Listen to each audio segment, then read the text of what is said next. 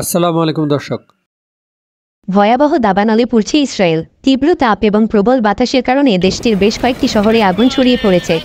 এসব শহরের বাসিন্দাদের ইতিমধ্যে নিরাপদ দূরত্বে সরিয়ে নেওয়া হয়েছে। আগুনের কারণে শহরের সড়কগুলোতে যান চলাচল বন্ধ রয়েছে।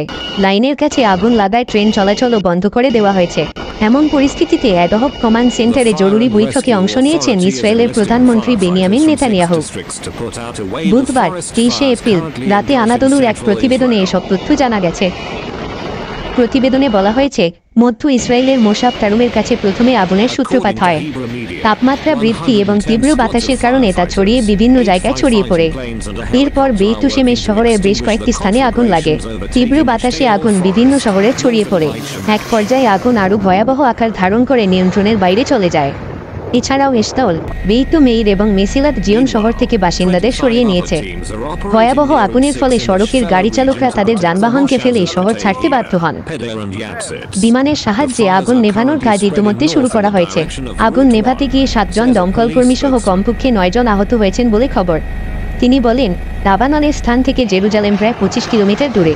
এরপরও জেরুজালেমের আকাশ ধোঁয়ায় আচ্ছন্ন, বাতাসের মানের স্তর হ্রাস পেয়েছে। তিনি আরও জানান, 6টি জেলা থেকে ফায়ার সার্ভিসের কর্মীর তালিকাভুক্ত করে আগুন নেভানোর চেষ্টা চলছে। তাদের সঙ্গে ইসরায়েল ডিফেন্স ফোর্সেসের IDF সদস্যরাও যোগ দিয়েছেন।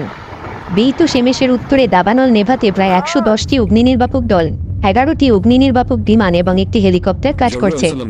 এছাড়াও ইসরায়েলি বিমান বাহিনী, উদ্ধার পরিষেবা এবং পুলিশ কাজ করেছে।